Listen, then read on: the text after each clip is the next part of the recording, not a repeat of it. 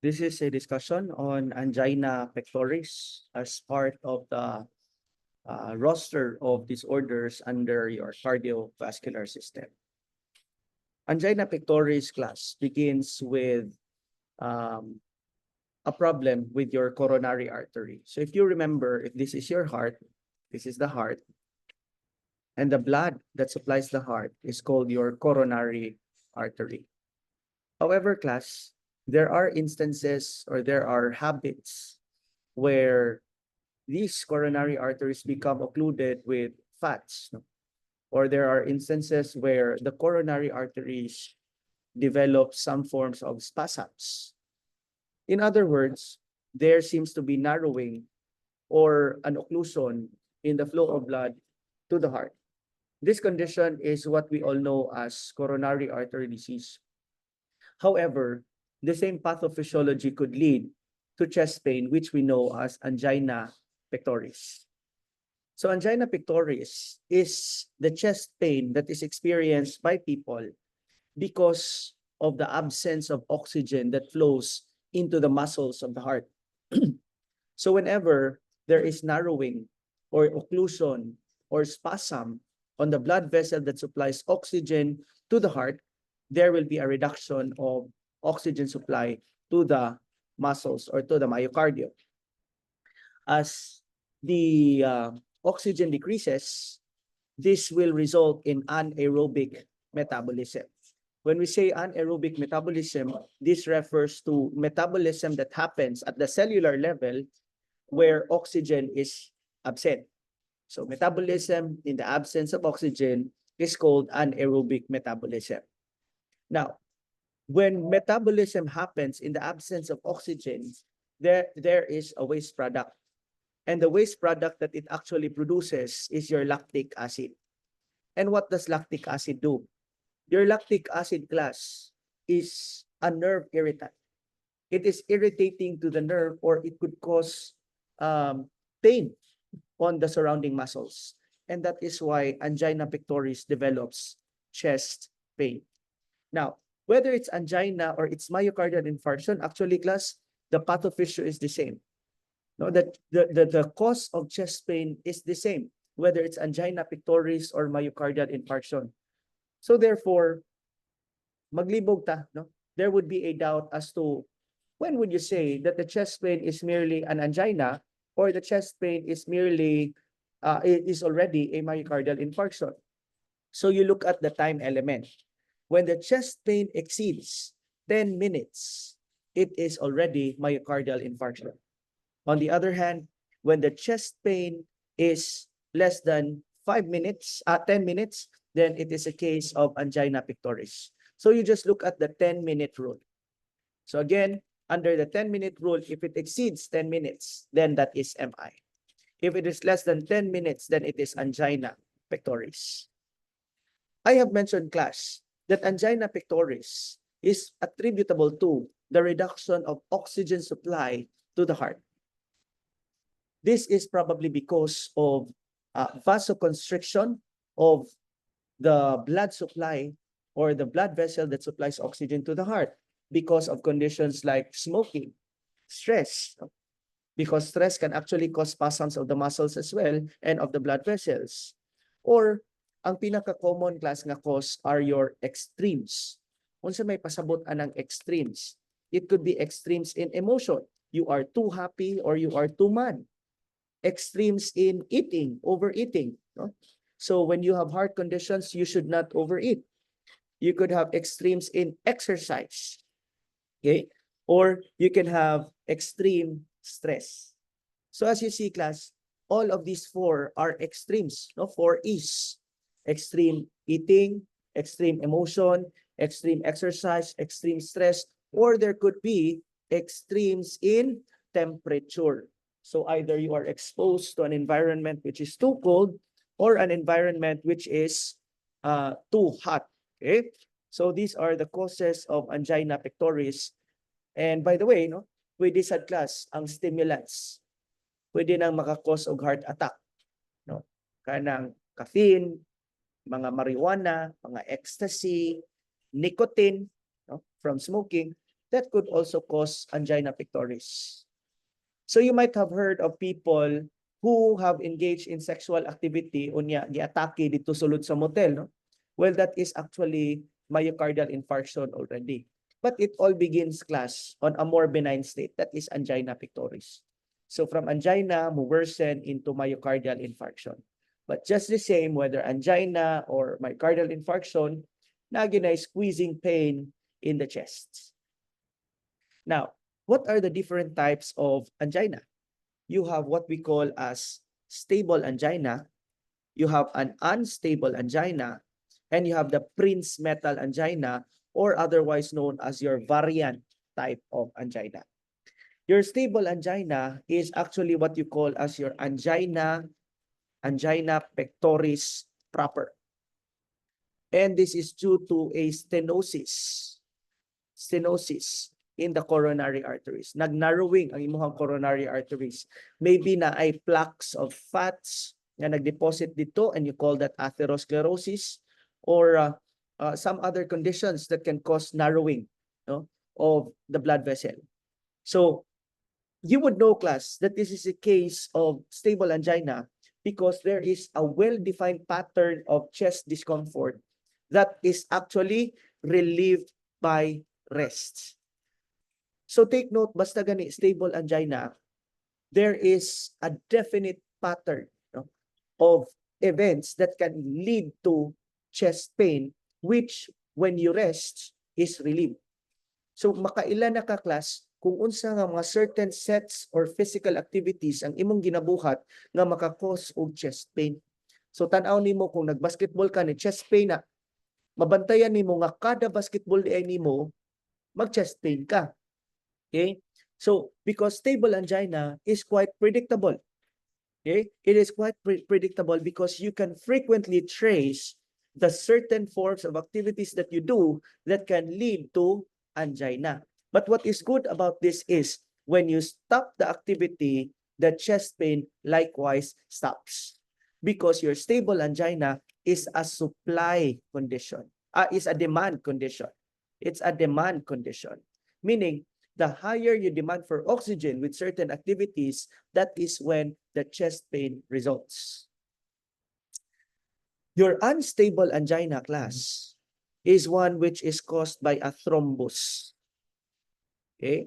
It is one which is caused by a thrombus, which is not relieved by rest, unlike stable, but they are relieved by medications. And the common medication that we give, class, is your nitroglycerin or your NTG. Okay? So your unstable angina usually, class, happens unpredictably. Okay? And it worsens through time. So makita na nimo ang difference sa stable o sa unstable. Ang stable is mapredict nimo ang activities that could lead to chest pain. On the other hand, sa unstable kind of angina, you cannot predict the form of activities that can cause pain. Stable is relieved by rest, but unstable cannot be relieved by rest. However, they can be relieved by your medications. Ang stable is caused by a stenosis, usually atherosclerosis. Ang unstable is caused by a thrombus formation. Okay? So if we look at this, class, okay, this is your normal coronary artery, and you see what happens in stable angina. Nigamay, ninarrow ang imuhang coronary artery because of the atherosclerosis. Okay? And sometimes katong imong atherosclerosis, tubuan pag ito siya thrombus. So kung atherosclerosis lang, stable siya. Pero kung naay thrombus formation on top of the atherosclerotic plaque, then that leads to unstable angina. Okay? And there's a third kind. The third kind is your variant or your Prinzmetal angina. What happens here? There is spasm of the arteries. Okay? There is spasm of the coronary arteries. And this kind of angina will occur, okay? Will occur even if you are at rest. Okay? Your Prinzmetal angina is not relieved by rest. In fact, they may occur even if you are at rest. And usually, class, the time within which they occur is during midnight or early in the morning. So there, that is your angina.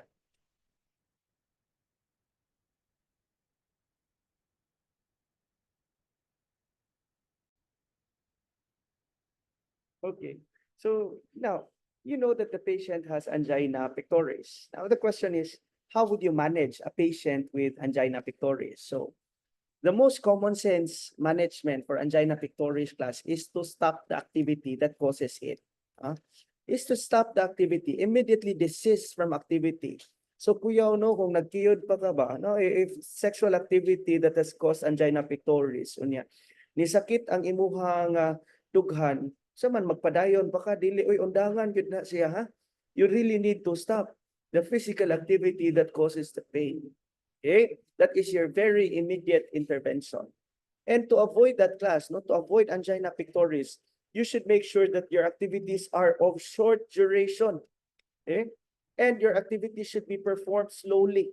So they are short and they are slow. Okay? And then gradually na nimo siya i-increase. So meaning, pwede man ka mag-stairs, dili man bawal nga mag-stairs ang tao nga naay angina pectoris or MI. You can actually use the stairs, no? Pero siguro usa lang ka flight of stairs first and then you improve, mahimong duha, mahimong tulo. Basta the point is, when it's angina or it's MI, activities should be slow and should be short, that increases gradually. Okay?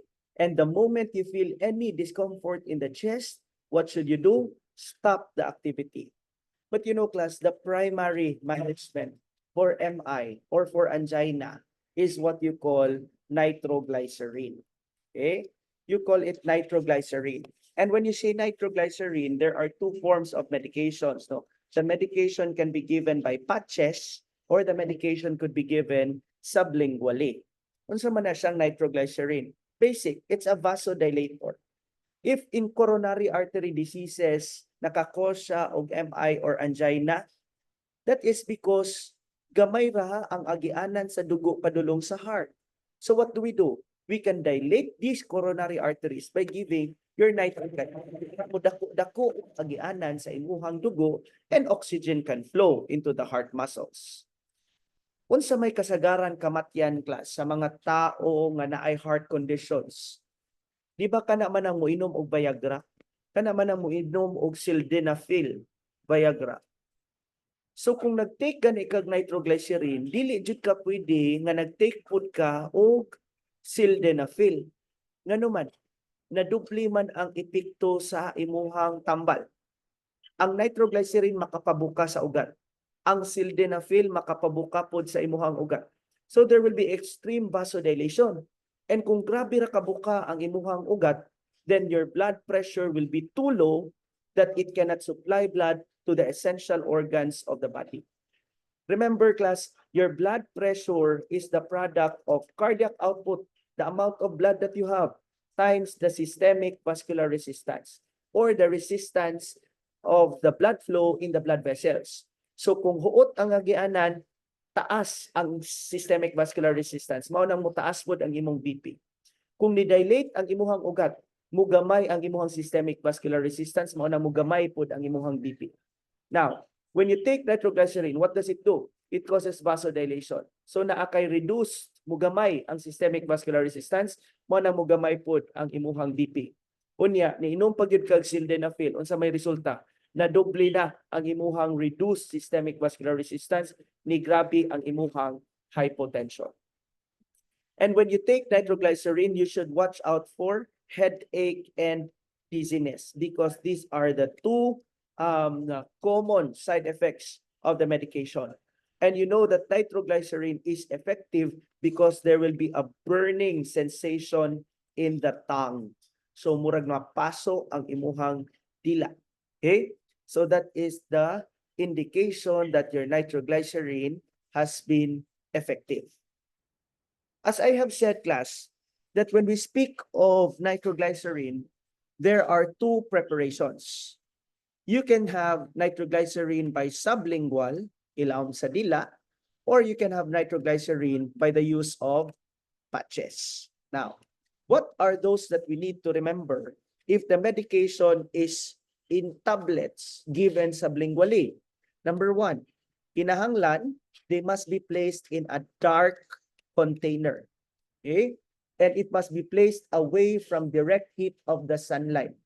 Because if they are hit by direct sunlight, they become non-potent. Mawagtang ang iyahang effect. Mawagtang ang iyahang bisa. So it should be in a dark container, away from the sunlight, and it must be airtight. Number two, your sublingual medications must be placed in a room temperature. Dili pwede mainitan, dili sad pwede mabugnawan. Okay? And number three, how many times should you give your nitroglycerin? It is given 3 times. Okay? It is given 3 times or 3 doses at an interval of 5 minutes. Pero magsugod na gani ng imuhang angina, bisag naka first dose pa ka, after the very first dose, you start going to the healthcare provider. Okay? You start going to the healthcare provider. Now, what if the medication is given by patches? Okay? So if it is given by patches, you will apply the patches via arm or via chest. Okay? Via arm or via chest. Unya naabay ay mga chest class nga kanang buhokon. So kung buhokon ang iyahang chest, pwede ba na nimo ipapilit dito ang imuhang patches? Imo sana siyang tangtangon ang buhok. Ano man? Because the moment you remove the patch, that can cause severe discomfort. No, sakit kay na og maibot ang iyahang balhibo dinhas iyahang dughan. So what will you do? What will you do if naa siya mga hair? Then you take away the hair. The question is, can you use shavers or clippers? So class, kung naaga ni buhok sa chest, ayaw gamit og shaver. Nga naman.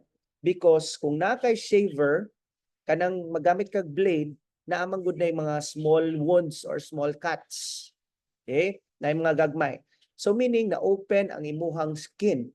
Inigbutang nimo sa patches, there will be rapid absorption of the medication.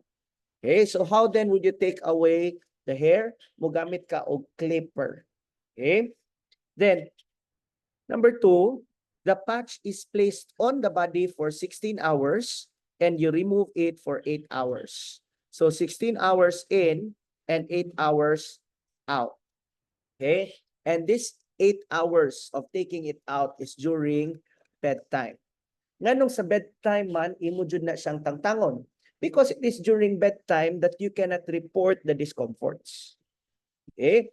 And when you remove or dispose your patches, you fold it inwards. Ano man, ang mga basuriro ana unya nga magpunit anang imong mga patches, mahibong na lang ka, nalipong na lang nagkalit, kay nakuptan Manila ang patch, and the patch is absorbed by skin. So nibong na lang ka, nakuyapan na tanan ninyong mga janitor, kay maude ang mga patches, wala siya gi-fold inwards. And when handling these patches, remember this, you should wear gloves. Okay? Always wear gloves when handling these patches. So class, that is our discussion on angina pectoris.